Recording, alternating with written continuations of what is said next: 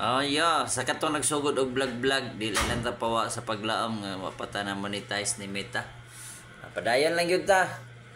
Di na gud ta magkay atong dibdibo na gud. Hinihinay ra gud ta magsugod man gyud tanis gamay. Paingon sa dako. Oh, niya og ato dayong dali-dalion. Di mo na nga kanit pong uban god, mura ilang ikuan ang anang mura gig ma-discourage ta nya. Kita po sa nga padungsan mo, gusto nga masaka. Hotdan sa tag content, telisura bito, kaara ko.